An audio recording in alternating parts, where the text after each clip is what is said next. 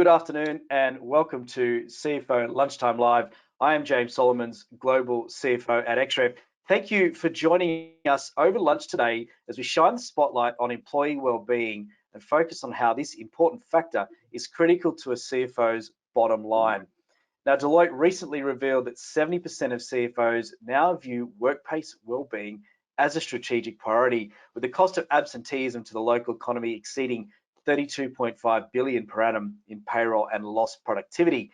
CFOs, though, now have the power to change this by an employee benefit called earned wage access, allowing staff access to their earned pay as and whenever they need it, as opposed to waiting for a predetermined payday at some point in the future, providing vital support to your most valuable asset, your staff, which is quite often the largest cost to most businesses these days. Now, to talk about all of this and much more, today we are delighted to be joined by Herman, CFO at McGrath Limited, and Stephen Furman, founder and CEO of Paytime, a leading Australian HR fintech, to understand what earned wage access is and the unique benefits it brings, not only to the employee, but also to the wider organisation. Welcome, panel. Thank you for joining us today. Hi, James. Thanks for having us. Hi, James. Thank you for having us too. Thanks, guys. Now, as this is a live discussion, as it always is, if anyone from the audience has a burning question or two, please type them into the chat box and we'll attempt to answer them as we go along. Otherwise, we will have time at the end for Q&A. But it's enough from me. We've got plenty to get through today, so let's get into the questions. So, Howard, thanks again for joining us. And before we get into the discussions on hand, let's set the scene a bit. Can you share with us a little about your CFO journey and what led you to McGrath? Okay, thanks, James. I'll try and keep this brief, but from my accent, it's probably a giveaway that I come from South Africa. My first role was with the property arm of a leading mining house, Anglo American. And about 20 years ago, we decided to emigrate to Australia, and I continued in the property industry with a small private property developer. Also gained some good experience at Lend-Lease in their project management and development arm. And then an opportunity came up to almost switch industries to retail, and I spent my last 15 or 18 years in retail, quite a change from property. In the listed space, firstly with a ladies apparel business listed on a stock exchange in Australia, and then also worked listing a business on the NASDAQ, which was quite an interesting experience. It's a lingerie business, so that kept me busy for a good couple of years. But then 3 years ago, McGrath were looking for a CFO, and it's quite a nice time to get back into the property industry because the cycle was at a bit of a low point. So here I am at McGrath, back in the property where I started. That's pretty much a very high-level summary. Yeah, fantastic. So definitely an in and out of the property side of the industry, of the CFO world. In terms of that, obviously, people are a big part of all of those businesses. So, at a high level, I mean, how important now is the people side of the business to a CFO's bottom line? Well, as you mentioned in the start, it's pretty fundamental. I mean, I'll talk more a little bit about it later, but, without the people, what do you have, right? So we'll talk about some of the aspects of this particular product and what we're doing later in the webinar. Yeah, fantastic. Stephen, over to you. It's great to have you on today's discussion. Can you share with us a little background on yourself and what led you to become the founder and CEO of Paytime? Yeah, thanks, James. So I've actually taken probably the opposite journey of what most do. I've come from the private equity world and now gone into startup, which is normally the other way around. But essentially, my focus has always been on growth businesses and researching and understanding what are the next trends, what are people looking for, how do we kind of get on that next curve. And one of the key things that stood out to me about 18 months ago was reading a number of articles and looking at the market of how financially stressed many Australians are.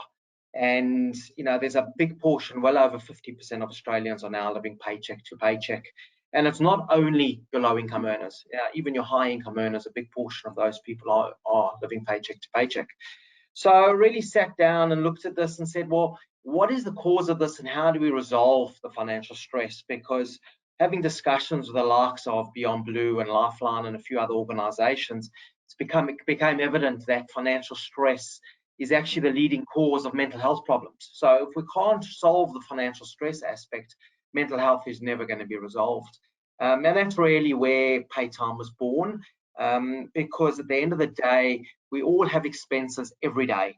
But more importantly, we have these unexpected ones that pop up out of the blue that we can't control.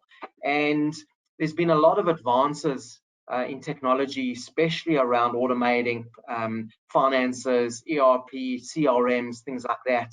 But one of the key things that hasn't changed in many, many years is payroll. Payroll can only be done in batch payments.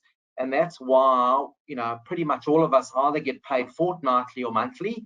And there is a number of retailers and a couple of other blue collar employers that do pay weekly, but it's generally weekly, fortnightly, or monthly. Now, it doesn't matter where the pay cycle is. If somebody has an unexpected expense, the only choice right now, or prior to a solution like earned wage access, is payday loans, buy now, pay laters, or credit cards. And all of those are in some way or form or shape putting people back into debt. So it was really about us working out how do we allow people to access what they've already earned. It's their money, they've worked for it, they've already earned it. And that's really, was the start of how Paytime was created.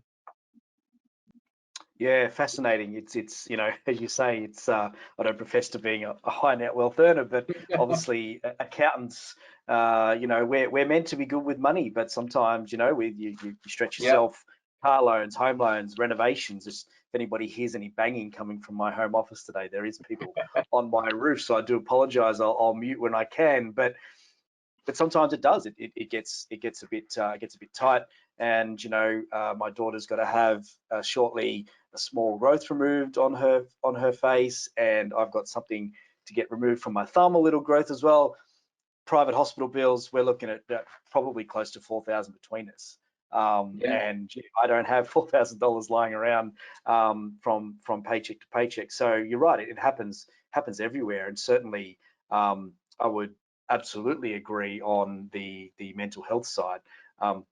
Having come from public practice and also from a financial planning background, certainly the conversations I used to have with clients back in the day was always focused around money. And certainly as accountants, and Howard, you may even attest to this, even though you've been in the corporate world most of your career, if not all of your career, people will often feel comfortable talking to a finance person about their finance lives because we understand it and they open up. And it often then leads to a few more discussions, sometimes about marriage counselling and other things going in life. Because if someone's exposed their financial world to you, they certainly feel comfortable talking about other things. But I think we've got some questions a bit later on about this. But certainly, yeah, I wouldn't disagree. I mean, in terms of the CFO's role in this, I mean, they have been transforming and automating finance functions for some time. Why do you think now payroll has become front and center, Stephen, as something else they need to be looking at? Yeah, so I think the key thing here is that the one thing that companies are not focused on is financial well-being for their staff. Mental health's been the forefront for many years now, which is fantastic, and it's how I say it. It's financial stress is where mental health was 5, 6, 7, 8, 9 years ago, where people just don't want to talk about it. And unfortunately, when we do approach companies and we say to them, we've had X number of your staff reaching out to us, because we do get, we're getting now anywhere between 80 and 200 plus inquiries a week from employees saying, how do we access Paytime? We'd like to get it. And we say, it's a B2B solution. We'll reach out to your employer, but can you also? And in Australia today, the standard answer from HR and CFOs is, well, we've got a lot of solutions to assist our staff. If they need money, they should just come to us and we'll give them a pay advance. The problem with that is when you get to the C-suite level, you don't really live, like you did in your first or your second job. If the car breaks down, you've got the medical expense, the tires needs to be changed. you're not going to go to your HR person or payroll and say, can I have a $300 or $400 pay advance? It's embarrassing. You'd rather just go get a payday loan. It doesn't matter how much it costs. I'll just get it because I need to get it solved. So, money is a sensitive topic, and people shouldn't have to ask for what's already theirs. They've earned it. It's their money. Now, we also got to get around the mindset that, oh, well, if we give people access to their money, they're going to go to the pokies or pubs and clubs and just spend all of it and have nothing left. Now, the irony of it is one, we shouldn't feel like we're the big daddy as the employer, and telling people how to spend their money. They are adults at the end of the day. But more importantly, if they do have those kind of vices already in their lives, they're probably using credit cards and payday loans now in any case. So this is not making the situation worse for them because we're not putting them into more debt. Often what this reveals is it actually reveals that they do have a problem and they now need to solve it, as opposed to the other way around. So it's really about just allowing people, if and when they want access to their money, they can get it. If they don't want access to it, they get paid as normal. Yeah, interesting. And I'll have a question in a minute on the mechanics. But you mentioned some stats, Stephen, in your previous response. What are some of those stats we're looking at when it comes to financial stress? I think it's actually many are quite living amazing. paycheck to paycheck. Yeah, and it's actually getting quite amazing because when we first looked at this, it always was around, these third world countries, Southeast Asia or Africa, have got no money. But research that's coming out now is well over 50% of Australians are living paycheck to paycheck. Wow. And there's something like 25% of people earning over $180,000 a year that are living paycheck to paycheck. Now, our solution can't solve a problem where somebody is earning, let's say, $5,000 a month or 10,000, whatever that number is, but they're spending 2 or 3 or 5,000 more than what they earn. Nothing can solve that. But if you're earning 5 and you're spending 5, and as you said, let's say last week you have a medical expense for $500-600 that you have to now pay out, or $1,000, and this week you've got rent to pay, you're going to be short on that rent because it's just an unexpected expense. So, with that in mind, there's over 70% of Australians that don't even have $5,000 in savings for these unexpected expenses. So, it's really just about trying to match income to expenses and smooth it out for people, and just get their lives, into a position where they're not stressing when they're going to work every day. Yeah, well, income and expense matching principles is the fundamental part of accounting, isn't it? Fundamentals for CFOs. That's it. There's well over 150 who would certainly be online today. That would certainly be across that. So let's talk about mechanics, Stephen. We're in this on-demand world. So how does Paytime and the concept of earned wage access actually work? Yeah, and it's pretty simple. So we've built technology that plugs seamlessly into payroll, and if you've got time and attendance software, we plug into both if you have both. And essentially what happens is in real time, our technology allows individuals to be able to see how much they're accruing every day. And based on that, they can then access, we normally say around 50%, but we can go higher. And as an example, with McGrath, our access is significantly higher than that. So we sit with the company and we determine what is the right level. And it's anywhere usually between 50 and 85%-ish. We can go a bit higher, but we do want to make sure that an individual does come home with something on payday, that they're not coming home with nothing. That is the key. And because we're plugging into payroll and we're accessing it in real time, it's not a loan. There's no credit checks. And in fact, there's nothing to pay back at all, because essentially all they're doing is accessing what they've already earned. And that's really what differentiates us from these other companies that are out there marketing themselves as on-demand pay. We are not on-demand pay. We are earned wage access. It's a very different concept. On-demand pay is a loan. You get a direct debit order that goes off supposedly on payday.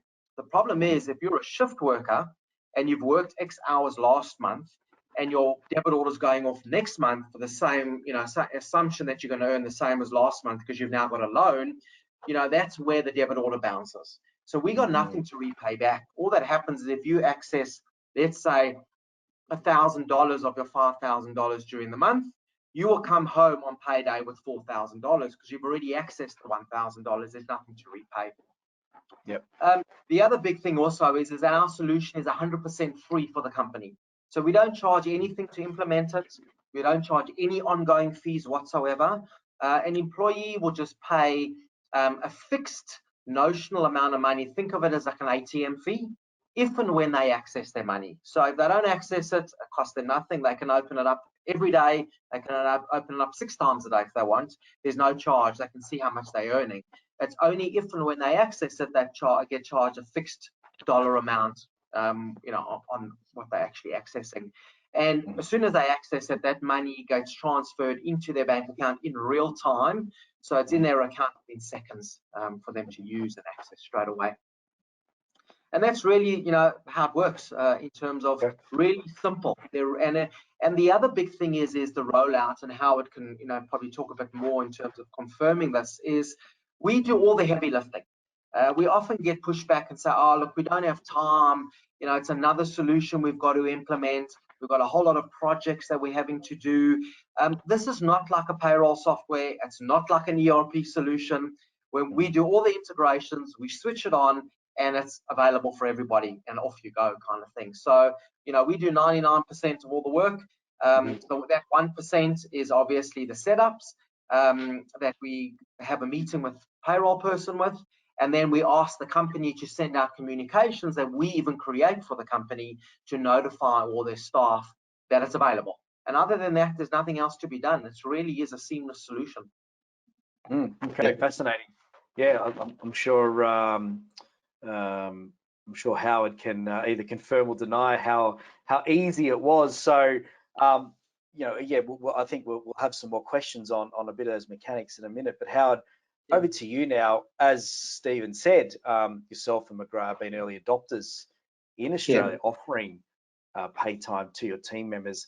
Can you share with us what made you consider this option for your staff, and what was the sentiment within the wider leadership team around bringing something like this innovative solution in? Yeah, thanks, James. Well, as we said at the start, employee well-being is such a critical, cog of every business these days, and particularly financial well-being as well. And if you just take a look at our business, we're a services business, and two of the main drivers or main, assets, so to speak, of our business is one, the brand, the McGrath brand, which is, very well known in the real estate circles, but then the other is our people. And the well-being of our people is critical to the success of the business. And when I spoke to Stephen initially about this Paytime product, for me it was a no-brainer. To provide a product that will give staff financial flexibility, and as Stephen said, it's a very light touch from our end. Paytime did all the heavy lifting. So when we initially discussed this at the so-called ELT or leadership level, everyone agreed that if it's going to cost us nothing, it's going to benefit our people, and it's going to make their lives less stressful, have more financial flexibility. It was almost like a no-brainer for us, even though we had to go through just the formal approval process. There was unanimous support for the product around the exec table. Yeah. Well, that, as you say, you took the words out of my mouth. It doesn't cost the business anything, and of course, it improves. I like the term, that flexibility for staff. We have had a question from the audience, and Stephen, you're probably expecting this. What is the fee that employees will pay to access the thing? And look, it's a very open and honest question. Yeah, so I'll give a range if that's okay, because there's obviously, we do have one or two couple of competitors out there who's potentially wanting to that question. So it really ranges on a number of factors, and it's anywhere from $2.49 to $3.49 per withdrawal, and that's a fixed fee. So it's less than a cup of coffee, essentially. Yeah, absolutely. The buy now, pay later. Yeah, they're $5 a month. They're $5 a month. Same sort of thing. Exactly. And if you think about it, there's over 60% of Australians now that got overdrawn in their bank accounts at least once in the month. Now, often that's not necessarily because they don't have money, but they haven't transferred it, or there's a debit order going off their phone account tomorrow that they didn't transfer money. And if we go overdrawn on your bank account, our banks charge us anywhere between $10 and $25, depending on the bank. Now, for anywhere between $2.50 and $3.50, it's almost a no-brainer in making sure that your money is there. Yeah, look, and I think the other thing too there is that the whole reason for an innovative product like this is to provide, as Howard said, that flexibility. It's a bit like delivery fees. You save 30% on a great deal online, and then there's a $5 shipping fee. You're like, nah, I'm not doing it. People have this mentality. So if it was in the range of $10 to $20, people probably wouldn't take it up. They would probably then go back to their employer and go, you're actually charging me almost half of my hourly rate to get it, so I'm not going to take it up. So thank you for being honest there. I think and sorry, and James, also just to be clear for our listeners there too is, of course, we do also have companies and clients where they co-contribute. So we've got the fixed fee, and we will have a couple of our clients say, okay, well, we'll contribute $1 per employee per month, and we'll reduce that advance rate or the access fee for our staff. We do have a couple of companies that have said, actually, we'll cover it.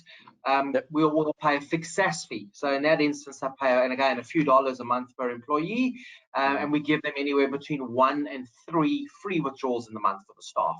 So we have the flexibility, but we do recognize, if companies don't want to pay anything, that's fine. We know that if we put it into companies, it does get used. Yeah. Okay. That's good. That's as I said, thanks for clarifying that for our audience. I knew that question was going to come, and we've removed that elephant out of the room nice and early. So back to you, Howard.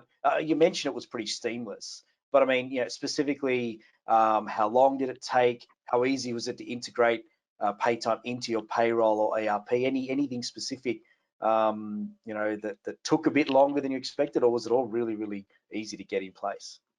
It was pretty seamless, James. As Steve said, I mean, they did all the heavy lifting. There was an integration piece between Paytime and our payroll software. But once that was done, it's a pretty light touch. I think the people in the payroll department probably spend a couple of minutes a week just running a few reports, but it's pretty light touch and absolutely seamless from our point of view. I mean, that is one of the things that we really looked at, is that if it was going to cost not only time, but money, but also a lot of time for our people to integrate this, we'd say, well, guys, is it really worth it? But that was also one of the selling features, that it really wasn't a big issue at all. And once it was fully integrated, it's almost like completely seamless as part of our normal processes and systems. So that was another selling point for us. Yeah, that's right. Because obviously, you're in professional services. In your world, time is money. So certainly, that would make sense as well. So you're now circa 6 months into using Paytime. What has been the response from the team, and do you see this as a competitive advantage for McGrath in this talent fight that we have at the moment? Well, to answer the first question, we're actually quite surprised that the uptake has actually been pretty good. There's quite a large percentage that use the product, and different people use it at different times of the month. The feedback has been really good. The communication, which is drafted by Paytime, goes out now and again just to remind people of the product, and it's just a benefit that we didn't offer before. So there's no downside to it. And whether can I say it's an attraction tool? It's certainly not a detraction tool, but it's just one of the things that we're doing overall as the employee benefits. It's just something else that we can offer in our toolkit, so to speak, to say, guys, we've got an early wage product. Whether our competitors have got it or thinking of doing it, I can't comment, but at least we've done it, and it's something that we can talk about, in that whole interview process. Yeah, fantastic. So, obviously, as you said, it's another benefit, and you operate a business where people are everything, and that well-being is high on the agenda, as is businesses in non-professional services industries.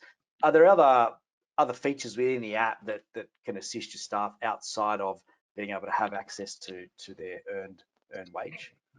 Yes, so I don't know if you've seen the app, James, but there's obviously a well-being component as well, which deals with a whole lot of range of things in terms of mental well-being. You know, there's a few financial tools, budgeting tools.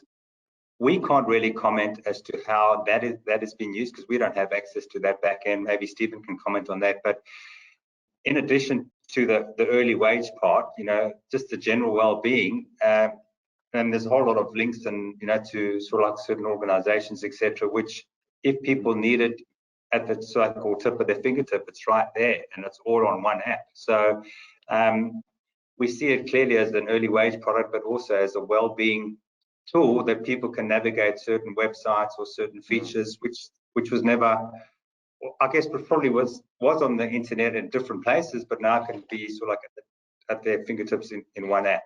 So that was also an attraction for us.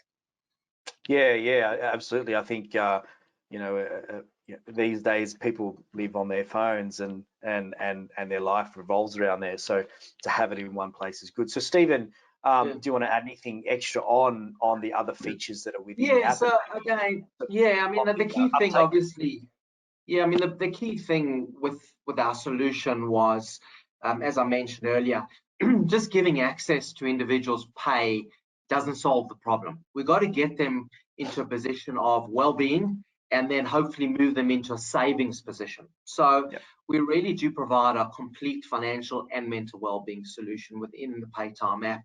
And what does that mean? Well, essentially what we've done is we've plugged into the likes of Beyond Blue, Lifeline, Men's Line, Suicide Prevention, a whole bunch of these organizations on the mental health side. And then we've also plugged into what I call the healthy part. That was interesting because the healthy part I'd never thought of initially.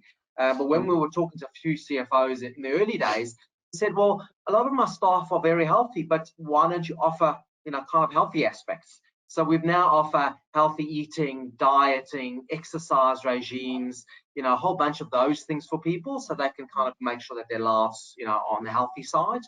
And then the other thing is we have 5 phone lines to organizations, because what we've identified, and again, feedback from these mental health organizations, is that unfortunately when somebody does need help, they don't think of the 1300 number.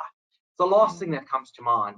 So within our app, we've got 5 phone lines, Beyond Blue, Lifeline, Suicide Prevention, a few others, where they literally just push a button and within seconds they're talking to the financial counselor or the mental health counselor on the other end of the phone for these organizations. Now, all of that is 100% free and we're never going to charge for that. That's nothing that we, you know. The other thing is we provide free financial counseling to individuals. Through an organisation called Financial Counselling Australia and another organisation which provides accredited financial counsellors, and individuals can either talk to them through our app with messaging or on the phone, and it's 100% confidential and really to help those individuals that are in a bad position in terms of their debt. How do they get out of it?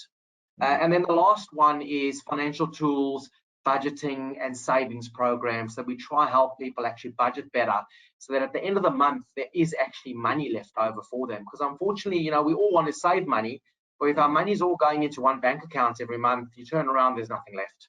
So it's really about getting people into that, you know, position of, you know, happiness is what I would call it. Yeah, I mean, Howard mentioned it before. He didn't know the uptake of the other products, and I guess I think that's quite important because, you know, staff within a business wouldn't want their employer knowing they've contacted the financial counselor, and you know that's very private. So I think that's quite an important aspect that there was sort of not brushed over, but we talked about in convo. But I just wanted to pull that out as something quite important. Yeah, exactly, and that is actually why we also put it in. Is, you know, we were told that a lot of employees don't actually access, you know, a lot of the EAP solutions within the companies if it's on desktops and laptops, because they're worried about what's the manager going to think or what's the CEO going to think. Do I have a mental issue or problem, even though it's spoken about openly. So this now allows them to access all of these things, 100% privacy. We don't track it at all. We don't want to track it. So if somebody wants to access it, you know, good luck. You know, we just want to help those individuals. Yeah, you're just providing the enabling the conversation to have, but aside from that, you don't know what's going on. Okay, so I mean, you mentioned there right at the start, and you're 50% can even go up to higher. Is there a limit on how much somebody can access? So we normally don't like to go higher than 85%, and the reason we don't like to go higher than 85% is essentially, at the end. Yeah, one, there's something at the end, but also if they are contract workers or they shift workers, there's always, prior to payday, some adjustments that need to get made. So we always allow something to make sure that there's never a risk of anybody drawing more than what they've earned and going into negative, and essentially ensuring that if there's, they've taken 1 or 2 days of unpaid leave, or there's a shift that hasn't been approved, or whatever it could be. So that's why we normally say around 50 to 65. We would go higher than that on full-time workers or full-time employees, where we know there's no variance month to month in terms of what they earn. Then it's pretty simple for us in terms of that. But we take into account all of that within our calculations of our app. Yeah, okay.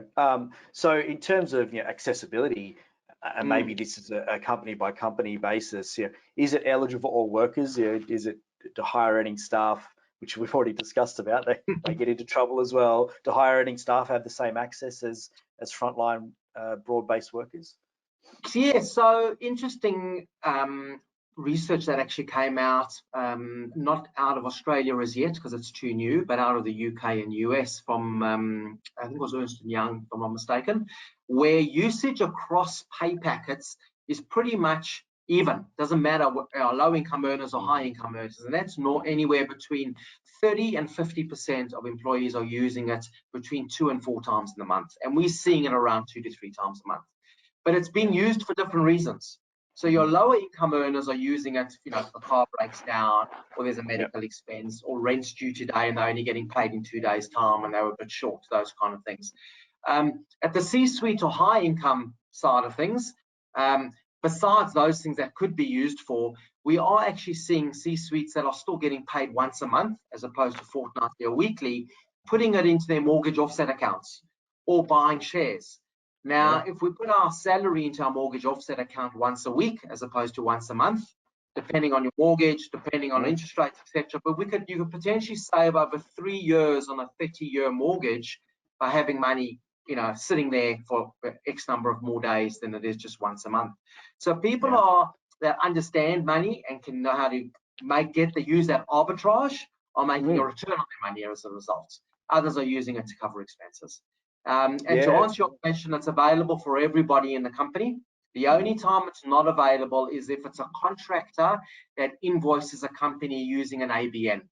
Other than that, it can be part-timers, could be contractors, but on the payroll, and obviously full-timers. Yeah.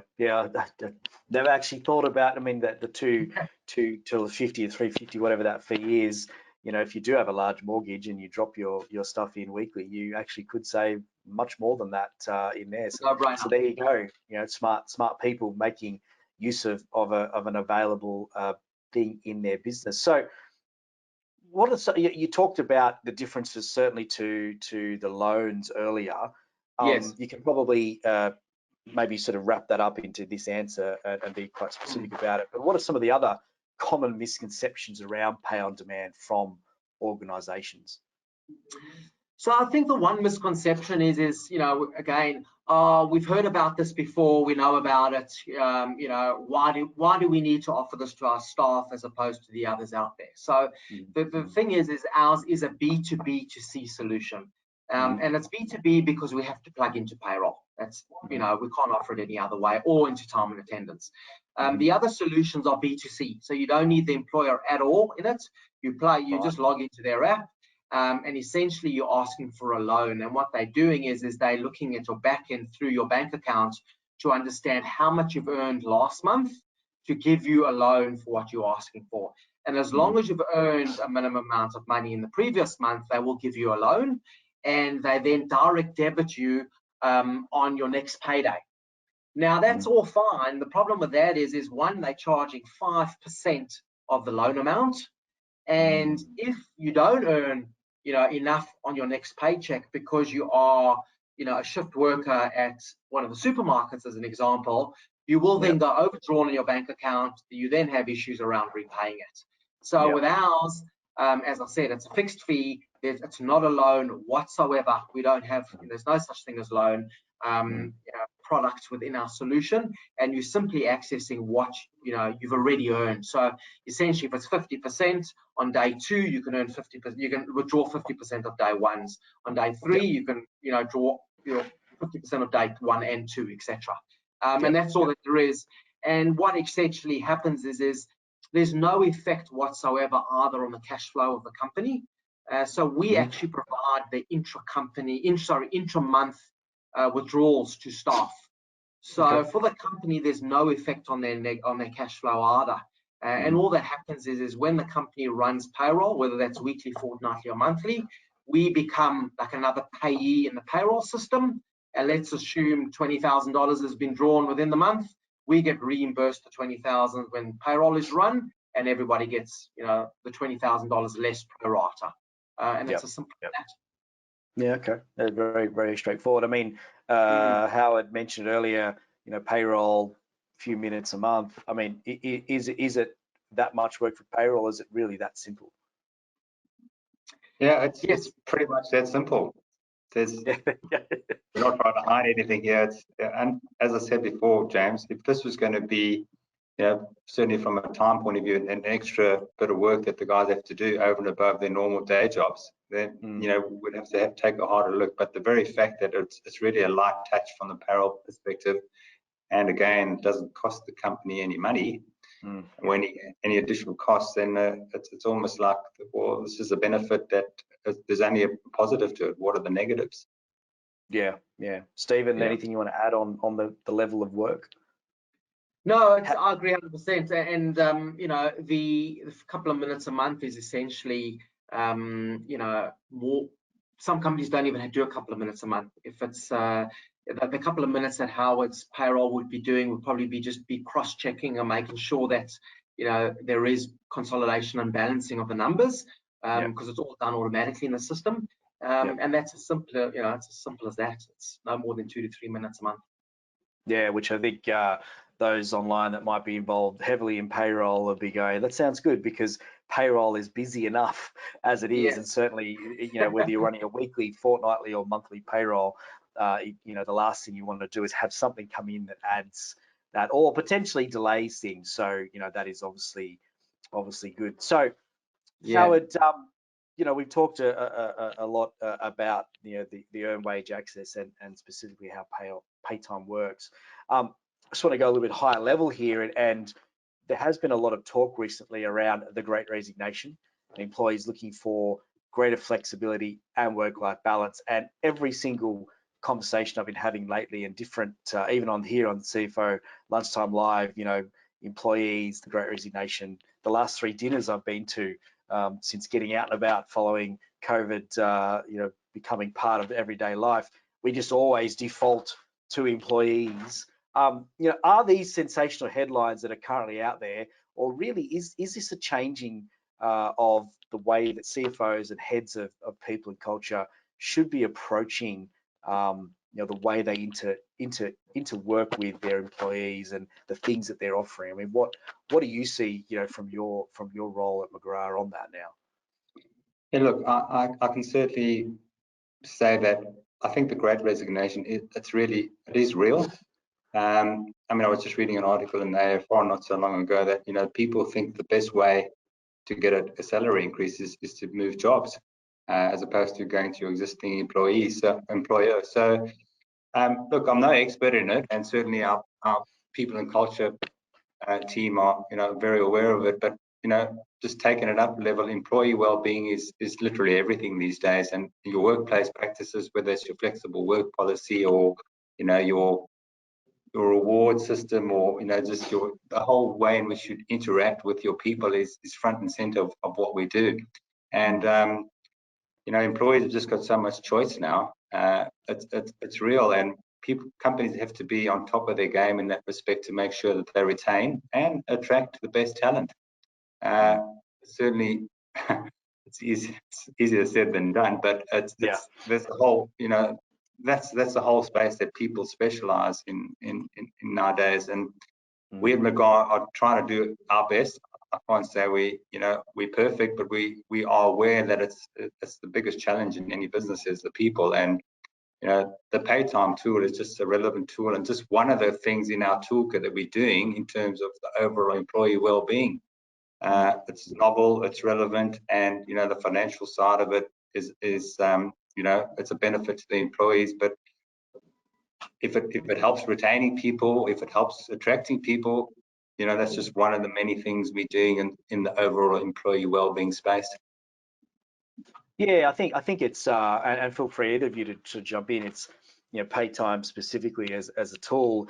It needs to be. I mean, employee wellbeing should always be business as usual. But something like if this was the only thing you did for employees, it's probably not going to change the game because some people might need it and some people don't. And of course, it's got access to other apps, but it's about having it as part of a suite of tools, like you said, Howard, of the things that you offer. And I think even at XREF, we've been trying to, Stephen, you're probably more akin to this in trying to find developers, and we put out offers and then they come back and go, I went back to my current employer and they offered me another 10 grand on top of the extra 20 grand I was going to get from you, and they're happy. I sort of look at that and I go, well, if I was an employee, if I had to go and get a job interview at another tech company to get a pay rise, there's something wrong there. I was only valued when I was threatening to leave. So you hear lots of those stories, but certainly from where I sit, there's all of these little things. They all add up,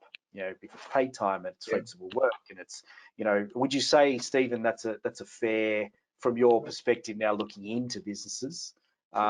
You've always probably been looking in from the PE world and now in startup world, looking into businesses. Is that a fair way to think about how CFOs and certainly heads of P&C should be looking at that well-being space? Yeah, I definitely think so. And then there's a lot of tools out there, which is obviously, as I said, is fantastic. There's a lot of things out there, but again, for us, the key is financial well-being has probably been the last thing that people are thinking about. It's really all about work from home, free lunches, coffees, lunch in the office before it wasn't work from home. All of those kind of things all add up to it. But it's really about what's happening when that individual actually goes home, as opposed to just only in the office. How are they coping at home? And we did an independent study. We finished it in January. It took us a few months. Independent research around was well over 1,000 employees, and just asking them independently, would you like to access your pay, when you needed it? And we were a couple of questions. I'm not going to go through all of them, but 83% of those that we actually asked, we didn't disclose our name, anything like that. It was done by an independent third party. 83% of Australians have actually said that they do want to know they can access their money whenever they want it. There was something like over 73% of Australians are saying that they would consider leaving their current job for another job, the exact same pay, provided they could access their money if and when they needed it. And then another one that stood out to me, which is again comes back down to, well, if we give people access to the money, they're just going to squander it on a whole bunch of things. 81% of people are the exact opposite, have said that they would feel more in control of their money. And that's simply because, as we say, not everybody knows how to budget. It's kind of just taken for granted. Whereas if there's an expense or there's a debit order going off, people like to match ability to pay that expense to drawing down on money as and when they need it, as opposed to sitting in their accounts and then they go to the shops and spend it. So this is really helping them match that for them. But yes, it's an overall solution that companies need to think of, and some cost the company, some don't. But as I've said, we know when we've put it into companies and we've said it to them, look, we'll put it in. If you don't like it, it'll cost you nothing, and within 3 months, we're happy to take it out for free. Whatever we know it'll be used, and it does. It's anywhere between 30 and 50% plus, depending on sectors. Staff do use it anywhere between 1 and 4 times in the month. Yeah, it really goes back to even staff know they can ask for an advance, and maybe businesses never say no. It's still the fact that they've had to go through a process that, as you say, puts them in control. And some people do, again, that the people on this call here, financial literacy is probably a given. But even in corporate world, when you're talking to different departments and you're explaining numbers, if they're not getting it at the corporate level, you can only imagine potentially what their life is like outside of work in dealing with their own finances. So yeah, sometimes we are, I would say, in a privileged position that we do understand numbers, because numbers drive everything these days. Very, very little is for free. Nothing's for free, as they say. So certainly, being able to offer that is good. I believe a financially educated economy is good for everybody. So any ways that we can assist with that are the better. So I've sort of already asked this sort of question in a broader sense, Stephen, but what are some of the wider benefits you've seen from organisations who have implemented the earned wage access? Yeah, so there are a few. So if we look at those that are, let's say, shift worker kind of employers or need to fill, a big problem now is obviously filling shifts, and there's plenty, shifts that just don't get filled, or people call in the morning, I can't come in, I'm sick, or whatever the problem is, and that's fine. But what we've seen in a few of our clients now is when a shift becomes available, people are putting up their hands far quicker to do an extra shift here and there. And we're seeing it anywhere between 20 and 25% more hours they're putting in. And when we've tried to ask, we've obviously got to be very careful about how we ask people and why they're taking it up. But the ones that we have asked, it's essentially coming down to the fact that, look, we know we've got this expense coming up next week, or I know my kids, I know my kid's going into hospital next week, I'm going to be out of pocket for that medical expense for $5,000. I want to put in more shifts now so that I can access it after my shift. I don't want to wait another 2 weeks or 3 weeks or 4 weeks for my money. So for companies, they're filling shifts a lot faster and better for the company, and obviously for the employee in terms of productivity, they're much happier in terms of that. And then what we're also seeing is where people were, moving jobs for $2 or $3 or $5 an hour. It kind of just becomes a no-brainer now. Why would I move for $3 or $4 or $5 an hour when I can actually just, if I do need the money, I can access it when I need. And then, even in the accounting world, so we're talking to a number of accounting practices, and not only the small ones, but even, the top, let's call it the top 10. And the answer to there is it's become such a competitive environment that accountants are jumping from one accounting firm to the next. And it doesn't mean just because they're an accountant, they know how to budget for themselves. So again, this is another tool that they're looking at, and basically saying, okay, well, how do we, put something in here to help people if and when they want it? Because the fact that just because they're earning money or they're in financial services, number one, it's not the whole company. There's also the admin staff and the support staff, but also even those that can use it for other aspects, which helps. So it's really around that, just we know if people are happier, they're more productive. Simple as that.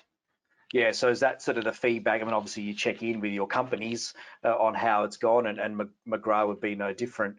Is that what you're seeing as the feedback, that maybe there's not a, hey, everybody all of a sudden is access and productivity has gone up, but they're seeing a gradual rise in, say, employee well-being, happiness, and whether they're doing pulse surveys? We haven't had one negative feedback. Now, obviously, we haven't been in the market for years and years. But from what we've had so far, we haven't taken one solution out, and we haven't had one negative feedback, which is great, for companies and obviously for their staff. So, I mean, you say you haven't been around long, but certainly with a product like yours, it would be very easy for somebody to be disgruntled if it didn't work as intended. So if it doesn't do what it says on the tin, then people are probably going to tell their employer that this is not the best. Why did we put this in? It's not what you promised. So certainly, as you say, maybe you've only had a short lifespan. It certainly is doing what it intends to do. And we're the frontline customer service too, which is important. So we do tell HR and CFOs if there's any questions, if there's any problems with staff. Again, in our communications, we tell them to come to us as the first port of call, so that again, there's no. We often get, we don't want to have 1,000 people come to us with questions. So we deal with all of that for them, and we resolve it. So we've got our customer service team here in Sydney that deals with that, and we don't have many questions at all. It's really just the questions are really trivial. It's more around, I finished the shift, why is it not showing? And that's really just because their time and attendance hasn't updated. So most times it's just wait another hour and you'll get it. Yeah, absolutely. Well, again, and not hiding behind a white label. It's obviously very clear that the solution has been provided, and there is a real business there ready to assist at any point in time. Well, guys, it's been a fantastic discussion, and it's raised awareness of many vital areas for CFOs outside of even just the financial well-being of our teams. As we close today's discussion, I'm going to give you each a final question. First one is for you, Howard. After 2 years of navigating lockdowns, closed borders, and pandemics, what do you see as the biggest challenge, and also what's the biggest opportunity facing CFOs in 2022? Yeah, that's a good question, James. Clearly, given the onset and the rapid pace of technology, keeping pace with that side of things, the digital change and transformation is clearly one of the biggest challenges for every business and every CFO. So we're doing a lot on that front to make sure that we're providing the best tools we can for our people out there, so that it's easy doing business with us. But that's another topic, which is we can leave for another day. But yeah, but just in terms of what we're talking about today, it's all about the people and what you're doing to make it a happy and safe workplace for your people. Because HR costs, I mean, it's probably the biggest cost, as you said before, of every business's P&L. And the increasing costs of HR, people are absent, or when people leave to rehire, there's just such a huge cost on the business, not only from dollars but from a time point of view. So as we said before, we're spending a lot of time on making sure that our well-being, I guess our employee benefits and well-being offer is as best as we can make it. And it's just a continual improvement of what we're trying to do, because you're never going to be at the top of your game, but if we're investing the right time and money in that, hopefully the people will want to join us and stay with us, because the cost of people leaving and attracting and retaining is just that huge. And given the new world out there, people are managing culture in the hybrid workplace is probably one of the other biggest things that we've got to try and do. It's not like everyone comes to the office every day like they used to in the old days. Yeah. So just keeping that culture going when everyone's, anyone, you can work from everywhere or anywhere. So that's a key part of every business going forward, because if you don't get that right, you're going to have a problem with your people. Oh, the light just went out there. Sorry. Yeah, it did go out. Maybe need to move around and set off the sensor. Good economically, environmental, potentially office there. McGrath. No, I'm just going to see if I can switch it back on, but I'll join in 1 second. No, I would certainly agree. I mean, we had Datacom on probably 12 months ago talking about payroll and this hybrid work of staff no longer having the opportunity within the halls to impress. Certainly for organizations, we try to do it at XREF, and I know others are the same, where you're trying to replicate that ability for junior staff to move up and be recognized in the business. And certainly we could again talk for hours on the different ways that people are doing it. So thanks, Howard. I think you're right. There's a big challenge there, but certainly the opportunity can impact on the bottom line in a positive way if we, I can't say we're not always going to get it right as employers, but certainly we can make a positive impact on not only staff but also our bottom line by doing things a little bit differently. Final question then for you, Stephen. For the CFOs tuned in today, what conversation should they be having with their leadership teams or their boards around the concept of earned wage access, and what are the next steps for any of those that are wanting more information? Yes, I think Howard pretty much said it all, in that CFOs are, and rightfully so, all focused on the bottom line. So it's really about, bottom line is not just selling a product for a margin of X, but when you've got motivated, happy staff, it all goes down to the bottom line essentially. So all we really ask is for CFOs to mention this, discuss it around the board table, understand that there really, in our mind, is no risk on the business whatsoever. If a company doesn't like it, we'll remove it. It doesn't cost them anything to put it in.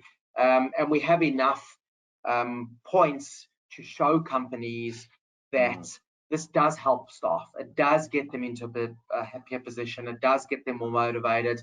And it does make companies stand out from their peers. We're seeing it. And when we're seeing companies that do say that they'll offer, access to your pay whenever you want it, as opposed to waiting for payday, are filling jobs quicker than their competitors.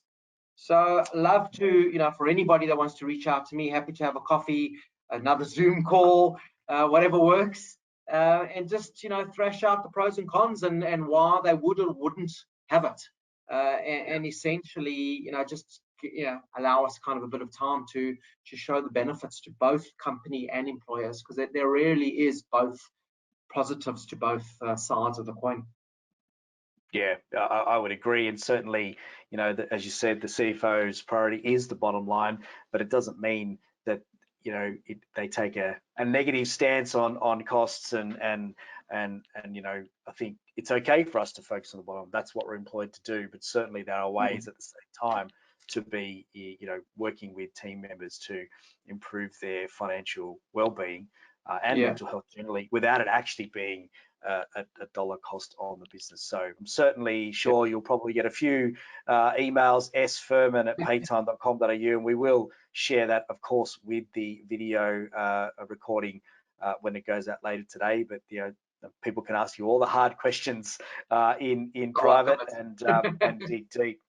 All right, well, that is an excellent place to end today's discussion. Howard and Stephen, it has been wonderful to dive deep onto this, and we appreciate you taking the time to share your thoughts and experiences with us all today. So thank you to both of you. Yeah, thanks, James, and thanks, Howard. Thanks for having me. Special thanks to the team at Paytime for their support with today's webcast, and thanks to everyone who has joined in today, well over 150 odd from around Australia and New Zealand. So certainly this was a topic that people wanted to hear about.